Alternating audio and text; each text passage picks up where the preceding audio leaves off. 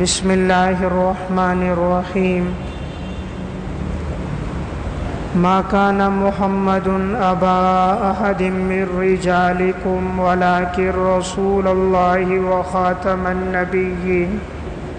وكان الله بكل شيء عليما وقال النبي صلى الله عليه وسلم فضلت على الأنبياء ب6 أوتيت جوامع الكلم ونصرت بالرعب وأحلت لي الغنائم وجعلت لي الأرض مسجدا وطهورا وأرسلت إلى الخلق كافة وختم بي النبيون رواه مسلم وقال النبي صلى الله عليه وسلم إن مثلي ومثل الأنبياء من قبلي كمثل رجل بنى بيتا فأحسنه وأجمله إلا موضع لبنة من زاوية فجعل الناس يطوفون به ويعجبون له ويقولون هلا وزعت هذه اللبنة قال فأنا اللبنة وأنا خاتم النبيين رواه البخاري وقال النبي صلى الله عليه وسلم سيكون في أمتي 30 كذابون كلهم يزعم أنه نبي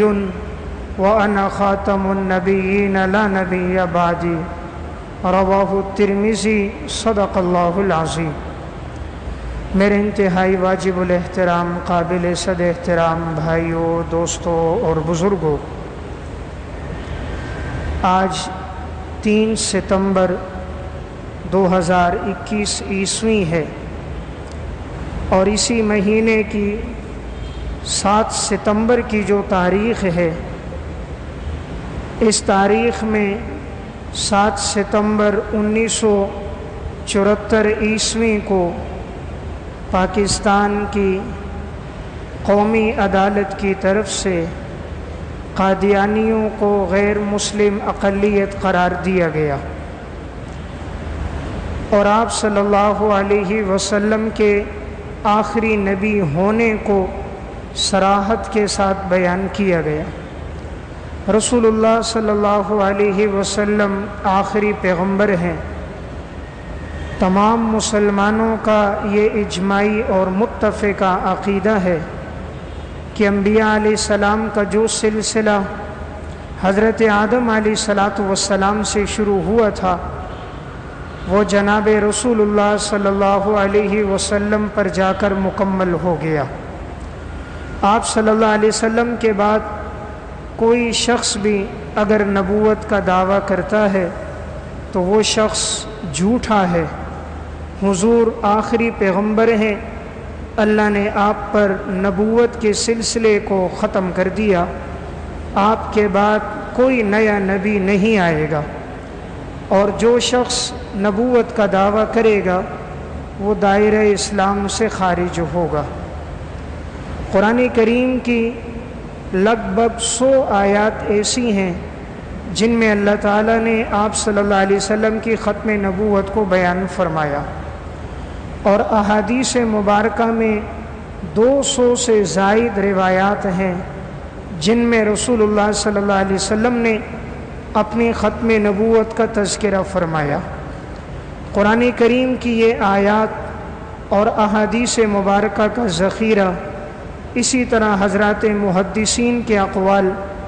علماء سلف کے اقوال، فقہاء کرام اور متکلمین کے اقوال کو جمع کیا ہے حضرت مفتی اعظم پاکستان مفتی محمد شفیع صاحب رحمۃ اللہ علیہ نے اپنی کتاب ختم نبوت میں۔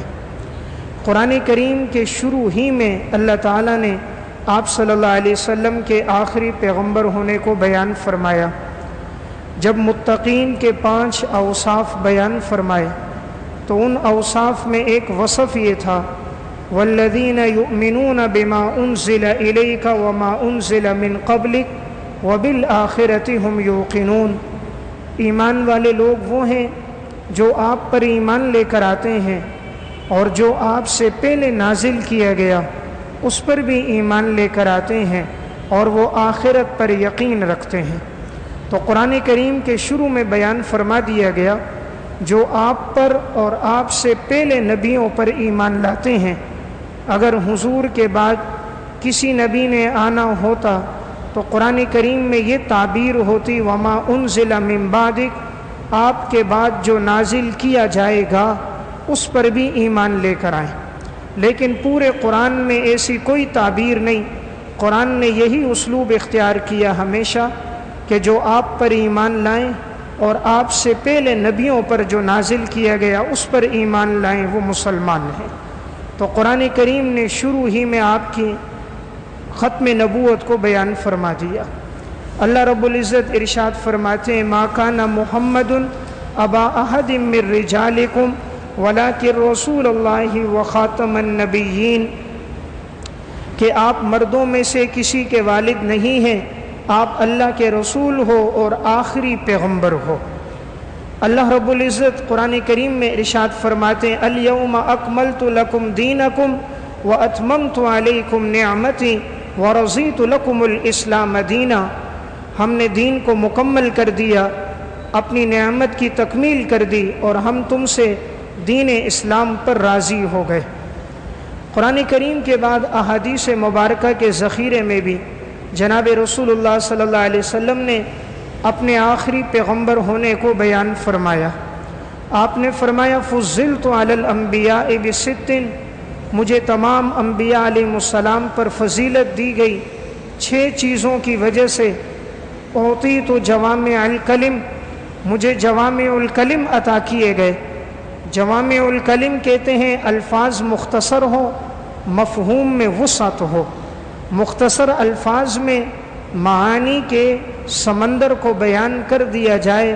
اسے جوامع الکلم کہتے ہیں۔ علامہ ابن رجب حنبلی رحمۃ اللہ علیہ نے جامع العلوم والحکم فی شرح 50 حدیثا من جوامع الکلم میں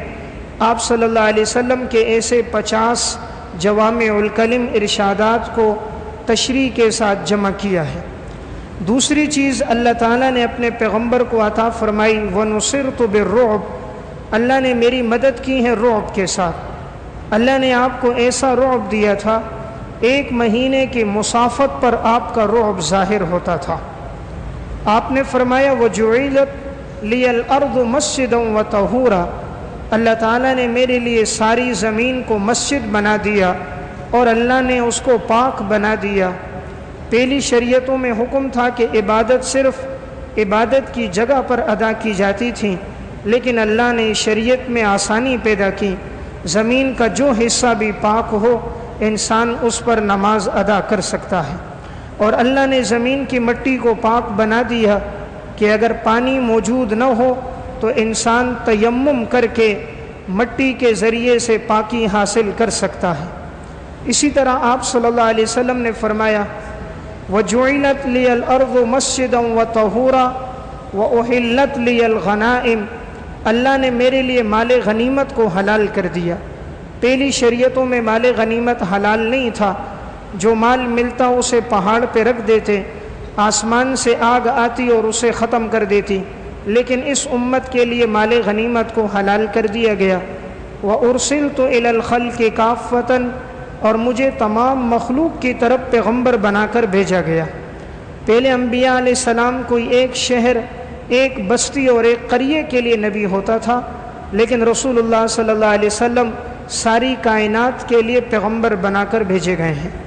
آخری بات آپ نے بیان فرمائی وَخُتِمَ بِيَ النَّبِيُّونَ، اللہ رب العزت نے میرے اوپر نبیوں کا اختتام کر دیا،